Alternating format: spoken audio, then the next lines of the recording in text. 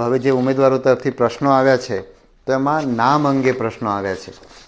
તો આપણે આ ભરતીની અંદર ઉમેદવારોનું નામ છે એ 12મા ધોરણની માર્કશીટમાં જે નામ હોય એ નામ લખવા માટેનું કહ્યું છે. આવું આપણે એટલા માટે કહ્યું છે કે ભૂતકાળની ભરતીની અંદર કેટલાક ઉમેદવારો પોતાના નામમાં નાના મોટા ફેરફાર કરીને પોતાના નામમાં ભાઈ, કુમાર, પિતાના નામમાં, માતાના નામમાં એવા ફેરફારો કરીને ડુપ્લિકેટ એકથી વધારે ફોર્મ ભરી અને એમને ભરતીની શારીરિક કસોટીની અંદર જુદા જુદા દિવસો ઉપર જુદા જુદા ગ્રાઉન્ડ ઉપર એમને તક મળે એવો પ્રયત્ન કરતા ભૂતકાળમાં જોવા મળ્યા છે.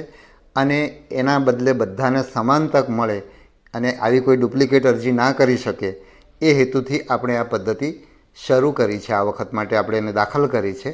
અને એમાં તમારે 12મા ધોરણની છેલ્લી માર્કશીટ, એટલે કે કોઈ ઉમેદવાર 3 પ્રયત્ને 12મું ધોરણ પાસ થયા છે તો એમાં જે 3જા નંબરની માર્કશીટ છે એ માર્કશીટ મુજબ એમણે એમનું નામ લખવાનું છે. પછી કોઈક ઉમેદવારે ઉમેદવારો બહુ સારી રીતે વિચારે છે, એટલે કોઈ ઉમેદવારે પ્રશ્ન એવો કર્યો કે જો અમે આ અમારું માર્કશીટની અંદર નામ છે અને આધાર કાર્ડનું અમારું નામ જુદું હોય અથવા તો કોઈ પણ આઈડેન્ટિટી કાર્ડનું અમારું નામ જુદું હોય અને અમે આઈડેન્ટિટી કાર્ડ સાથે પરીક્ષા કેન્દ્રમાં જઈશું તો અમને કેવી રીતે પ્રવેશ મળશે. તો એના માટે પણ અમે ઉકેલ કરી લીધો છે કે તમારા કાર્ડમાં અને તમારી 12માની માર્કશીટમાં જુદું નામ હોય તો તમારે કાર્ડની સાથે પણ માર્કશીટ લઈને જવાનું રહેશે. બીજું, કોઈએ ગેજેટ કરાવેલું છે, એટલે કે ગેજેટમાં પ્રસિદ્ધ કરીને પોતાનું નામ બદલ્યું છે, તો એમણે પણ 12માની માર્કશીટ મુજબ જ નામ લખવાનું થશે. અને એમને નિમણૂક વખતે એમને ગેજેટ મુજબનું નામ દાખલ કરવામાં આવશે. એટલે અત્યારે તેમણે 12માની માર્કશીટ મુજબ જ નામ લખવાનું છે. કોઈ એવું પણ પૂછ્યું છે કે અમારે ડિપ્લોમાની અંદર માર્કશીટ નથી હોતી, તો તમારું જે ગ્રેડ સર્ટિફિકેટ છે એ પણ તમારી માર્કશીટ છે. એટલે તમે જાણો છો કે 12માની પરીક્ષાની અંદર 2 વસ્તુ તમને મળે છે. એક 12માની માર્કશીટ મળે છે અને એક પાસિંગનું પ્રમાણપત્ર 12માનું મળે છે. એવું જ 10મામાં થાય છે. એટલે ડિપ્લોમાની અંદર તમે કયા કયા વિષયમાં કયા ગ્રેડ મેળવ્યા છે અથવા કયા માર્ક્સ મેળવ્યા છે એ તમારી માર્કશીટ છે અને એમાં તમારું જે નામ હોય એ મુજબ તમારે નામ લખવાનું છે. અને તો આ તમારી આ એક સ્પષ્ટતા થઈ ગઈ. બીજું, તમે એમાં આપણે જે ઓજસની અંદર જે એપ્લિકેશન છે એની અંદર તમારી અટક, તમારું નામ, તમારા પિતાનું નામ આ રીતે જ એની અંદર હોય છે. એટલે તમારી માર્કશીટની અંદર તમારી જે અટક છે એ તમારે ત્યાં લખવાની છે. તમારી પિતાનું નામ જ્યાં છે ત્યાં મતલબ તમારું પિતાનું નામ છે એ પિતાની જગ્યાએ લખવાનું છે અને તમારું નામ છે તમારા નામની જગ્યાએ લખવાનું છે.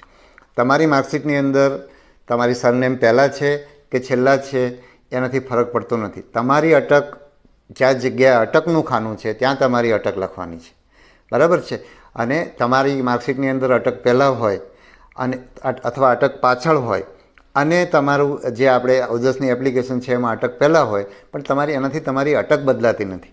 એટલે મને લાગે છે કે આ વસ્તુ તમને સ્પષ્ટ થઈ ગઈ હશે.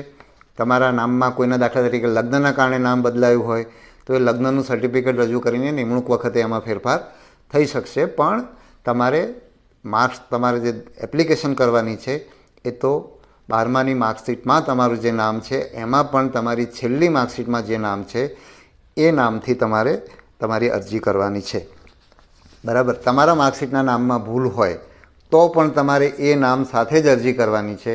તમારી ભૂલ સુધારવાનું મેં કહ્યું એ તમારું નિમણૂક વખતે તમારા પુરાવાના આધારે ખરેખર ભૂલ થઈ હશે અને એમાં કોઈ ગરબડ નહીં હોય તો તમે ત્યારે એ વસ્તુ કરવામાં આવશે. એક કોઈ વિદ્યાર્થીની એવી રજૂઆત પણ આવી છે કે અમે લોકો 10મું પાસ 12મું પાસ થયા વિના અમે સીધા ગ્રેજ્યુએટ થઈ જઈએ છીએ. તો આવા કોઈ કેસ હોય, કારણ કે અમને અત્યારે ખ્યાલ નથી કે 10મું 12મું પાસ થયા વિના સીધા ગ્રેજ્યુએટ થઈ શકાય. તો આવો કોઈ કેસ છે તો તમે અમને ભરતી બોર્ડને અરજી કરજો, એટલે અમે એ કેસ જોઈને એમાં નિર્ણય કરશું. કારણ કે આ જે વ્યવસ્થા કરી છે એ મેં કહ્યું એમ ડુપ્લિકેટ ન થાય એ માટે આપણે વ્યવસ્થા કરી છે અને એનો કોઈ પણ રીતે કોઈ લોકો ગેરલાભ ન લે એ આપણે એમાં જોઈશું. બીજું, જ્યારે અરજી ફોર્મ ભરવાનું શરૂ થશે ત્યારે આપણી હેલ્પલાઇન પણ હશે. એટલે તમારા આવા કોઈ પણ પ્રશ્નો હશે તો એના હેલ્પલાઇનના જવાબો આપવામાં આવશે.